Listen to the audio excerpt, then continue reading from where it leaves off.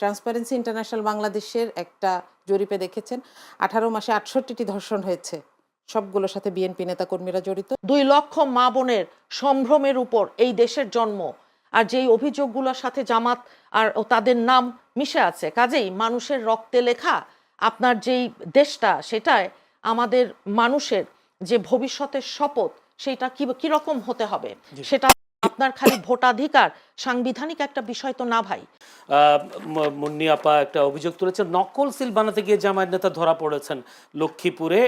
এই কেন নকল সিল বানাতে গেল জামায়াত বা ব্যালট বানাতে গেল, এটা একটা বিষয়। দ্বিতীয় বিষয় তিনি বলছেন 71-এর ভূমিকা নিয়ে প্রশ্ন তুলেছেন জামায়াতের 71-এর ভূমিকা, তারা কেন দেশ চালাতে আসবেন, এই দুটি প্রশ্ন উত্তর। জি, প্রথমে আমি একটু দুটা বিষয় একটু কথা বলে নিতে চাই। প্রথম কথা হচ্ছে যে ঢাকা বিশ্ববিদ্যালয়ে ডাকসু নির্বাচনে ঐক্যবদ্ধ শিক্ষার্থী পরিষদ নামে যে প্যানেলটি ছিল, সেটি প্যানেলের নাম এটা ছিল, কিন্তু সবাই জানতো শিবিরের। এবং সাদিক কায়েম তার 1 বছর আগে ফেসবুক স্ট্যাটাসের মাধ্যমে জানিয়েছেন তিনি শিবিরের দায়িত্বে আছেন। এরপরেও আসলে যেখানে আপনার প্রশ্নটা যেটা ছিল যে কেন তাহলে ঢাকা বিশ্ববিদ্যালয়ের মতন 5টি বিশ্ববিদ্যালয় আমরা দেখলাম যে শিক্ষিত এবং সমাজের প্রথম সারির নাগরিক যারা হবেন সেই ছাত্রীরা কেন শিবিরকে পছন্দ করছে, আমি বলবো যে শিবির নিজ যোগ্যতা এই জায়গাটি আদায় করে নিয়েছে। তারা গঠনমূলক কাজ করে, তারা নিরাপদ বোধ করাতে পারে, এবং এই ভয়েই কিন্তু দেখবেন শাহজালাল বিজ্ঞান ও প্রযুক্তি বিশ্ববিদ্যালয়ের ছাত্র সংসদ নির্বাচনটিকে পিছিয়ে দেওয়া হয়েছে কোনো রকম কারণ ছাড়া। এক ধরনের ইয়ের সামনে নির্বাচন কমিশনে অ্যাপ্লাই করা হয়েছে এবং এখানে মানববন্ধন টাইপের কাজকর্ম করে এটাকে বন্ধ করা হয়েছে। এটার কোনো দরকার ছিল না, এটা হচ্ছে হেরে যাওয়ার ভয় আসলে। হ্যাঁ, তো সেখানে দেখেন। আর আমি আরেকটা দ্বিতীয় কথা বলতে চাই যে কারা গুপ্ত ছিলেন তাদের, তাহলে ফাঁসি হলো কাদের, গুম কারা হলেন? এই অভিযোগটা রিপিটেডলি করার জি অবশ্যই সেটাকে স্বীকার করেই বলছি। তাহলে জামাতের যারা গুম হয়েছে, যাদের ফাঁসি হলো, যারা মিছিলে মিটিংয়ে, এমনকি 13 সালে বেগম খালেদা জিয়ার ডাকা মার্চ ফর ডেমোক্রেসিতে শিবিরের যে মনসুর আহমেদ খিলগাঁওয়ে শহীদ হলেন, তিনি তা কেন ওখানে গিয়েছেন? তিনি তো গুপ্ত ছিলেন না। তাহলে এই কথাটা আসলে আমার মনে হয় এটা কিছু যে আওয়ামী লীগেরও কিছু এরকম বাধা বুলি ছিল, এগুলোর মতন বলা হচ্ছে, আমি এটাকে গুরুত্ব দিতে চাই না। আপনি যে ব্যাপারটা জিজ্ঞেস করেছেন, জামায়াত এখন আওয়ামী লীগের সাথে থেকে ভোট জালিয়াতি করার চিন্তা ভাবনা করছে। জি আসছি। নকল সিল বানাচ্ছে। আমি আসলে জানি না এই ঘটনাটা জামাতের কিভাবে হইলো। যে কেউ এই কাজটা করলে অবশ্যই সেটা শাস্তিযোগ্য, এবং এই ভদ্রলোক যে দলেরই হোক তাকে শাস্তি দিতে হবে এবং এটার অভিযোগ করতে হবে। তিনি কিভাবে জামাতের হলেন আমি এই কানেকশনটা বুঝতে পারছি না। এটা কি কোনোভাবে তিনি নিজে স্বীকার করেছেন বা তিনি কোথাও গিয়ে বলেছেন? একই কথা পোস্টাল ব্যালটের ক্ষেত্রেও পোস্টাল ব্যালটে দিয়েছেন একজন তিনি জামাতের না প্রিন্টিং প্রেসের মালিক আদালতে স্বীকারোক্তি দেন। এই সময় তিনি ভোটের সিল তৈরির নির্দেশদাতার নাম প্রকাশ করেন। স্বীকারোক্তি দেওয়া আসামির নাম সোহেল রানা, তিনি সদর উপজেলার টুমচর ইউনিয়নের বাসিন্দা এবং মারিয়াম প্রেসের স্বত্বাধিকারী। হ্যাঁ, তো what is the relevance with Jamaat? তিনি বলেছেন যে জামাতের এক নেতার নির্দেশে তিনি ব্যালট পেপারে সিল বানান। না, তাকে তো নাম বলতে হবে, তাই না? তাকে যদি আমি বলে আসি যে আপনি ধরা পড়লে জামাতের কথা বলবেন, এটা তো খুব কঠিন কিছু না। আপনি নাম বলেন, আমি আপনাকে ভেরিফাই করে বলে দিই, তাই তো? আচ্ছা, এখানে একটা কথা যে আসলে আইন শৃঙ্খলা পরিস্থিতিটার দিকে যদি তাকাই, যে কথাটাতে আমি শেষ করব, সেটা হচ্ছে ট্রান্সপারেন্সি ইন্টারন্যাশনাল বাংলাদেশের একটা জরিপে দেখেছেন 18 মাসে 68টি ধর্ষণ হয়েছে, সবগুলোর সাথে বিএনপি নেতাকর্মীরা জড়িত, এবং 600টি রাজনৈতিক অপরাধের মধ্যে 550টি বিএনপির নেতাকর্মীদের দ্বারা সরাসরি।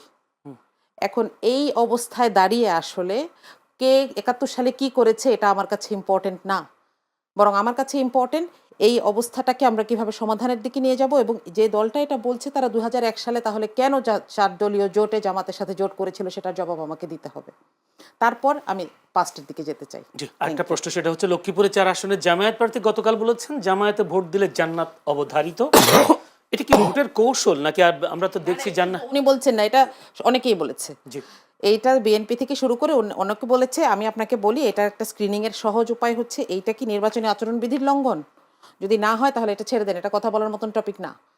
কারণ এই যে কেউ বলছে যে জামাতের দাঁড়িপাল্লায় ভোট দিলে কি আসলে জান্নাত পাওয়া যায়, এটা ধানের শীষে ভোট দেওয়ার কথা বলা হচ্ছে। আমি আপনাকে 10টা উদাহরণ দেখাতে পারবো এখনই। হ্যাঁ, যে ধানের শীষে ভোট দিবেন, তারেক রহমানের নাম নেওয়ার আগে বিসমিল্লাহ পড়বেন, অজু করে নেবেন, এই কথাগুলো বলা হচ্ছে। তো এইগুলো আসলে পাল্টাপাল্টি অভিযোগের ব্যাপার। তো এখানে আমার মনোযোগ হচ্ছে একমাত্র যে আমার দেখার বিষয় আমার প্রার্থী কিংবা আমার এলাকার প্রার্থী কোনো প্রার্থী নির্বাচনী আচরণবিধি লঙ্ঘন করছেন কিনা। যদি না হয় দেন উই শুড লিভ ইট।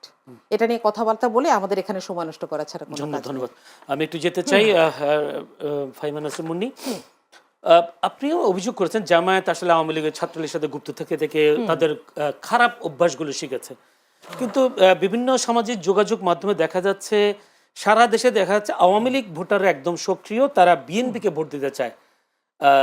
আসলে কেমন বিষয়টা? বিএনপিকে তো সারা বাংলাদেশের মানুষই ভোট দিতে চাইবে। বিএনপি তো কোনো আপনার এমন দল না যে অপ্রিয় হবে। আর প্রত্যেকটা সভা সমাবেশ, এই যে আমাদের দেশ নেতা করছেন, আমাদের তারেক রহমান সাহেবের সভা সমাবেশগুলোর দিকে দেখলেই তো বুঝবেন যে ইভেন জামাত আপনার আমাদের সভার ছবিও আপনি দেখেছেন, অপতথ্য, মিথ্যা তথ্য এবং প্রোপাগান্ডা কি হারে ছড়ায়, যে আমাদের ছবি দিয়ে বলে দিচ্ছে প্রথম আলো সেই রিপোর্ট যে এটা তাদের। তো দেখেন, গণ অভ্যুত্থান পরিবর্তিত পরিস্থিতিতে একটা ওই যে যেই রিপোর্টের কথাটা উল্লেখ করেছে সেরকম কিছু ঘটনা ঘটেছে দেশব্যাপী, ল অ্যান্ড অর্ডার যে সিচুয়েশনটা। কিন্তু ছাত্রীদের যৌন নির্যাতনের অভিযোগে জামাত নেতা বহিষ্কার, হ্যাঁ, নাঙ্গলকোট, কুমিল্লা 19শে জানুয়ারি, সব পত্রিকায় আসা দু একটা খবর বলে দিই। ধর্ষণের কথা বলেছে, শিশু ধর্ষণের চেষ্টা, জামাত নেতাকে গণধোলাই, কালিয়াকৈর, গাজীপুর 5ই সেপ্টেম্বর 2021, জামাত কর্মীর বিরুদ্ধে ধর্ষণের অভিযোগ, এরকম অসংখ্য খবর। হ্যাঁ, এই যে আমার দেখতে থাকেন তাহলে, তো আমি সবগুলো পড়লে তো আপনার দিন কেটে যাবে। তো হয় কি যে টিআইবি রিপোর্টটা কি বলবো, ওই যে আমি এটাই বলেছি, এটাই আমি আপনাকে বললাম, গণ অভ্যুত্থানের পরে যে একটা ফ্লুইড সিচুয়েশন, সেই রকম একটা সিচুয়েশনে কিছু কিছু ঘটনা ঘটেছে। এখন এটা জামাতের বেলায় ঘটেনি, অবশ্যই ঘটেছে, কিন্তু এই যে আমাদের যখন ঘটেছে, আমাদের কারো কারো বিরুদ্ধে কোনো অভিযোগে আপনারা দেখেছেন যে আমরা কিন্তু সাংগঠনিক কোনো আপনার নিতে, পদক্ষেপ নিতে পিছিয়ে থাকিনি। এখন তাদের বেলায়ও তো আছে বিভিন্ন ব্যাংক, আর্থিক প্রতিষ্ঠান, এটা সেটা দখল, এগুলো বাণিজ্য, সেগুলোর আছে, কথাবার্তা আছে। জান্নাতে এবং বেহেস্তের টিকিট দিচ্ছে তারা, যে রোজা এবং পূজা, মুদ্রার এপিট ওপিট, এইরকম হজ জাকাত এগুলোর পরে কিংবা কবরে নাকি 4 নাম্বার প্রশ্ন করবে কোন মার্কায় ভোট দিয়েছে। তো এগুলো তো তারা বলছে, জামাতের লোকজন। তো আমরা তো তাদেরকে, এই জন্যে মানুষ তাদেরকে বলে মুনাফেক।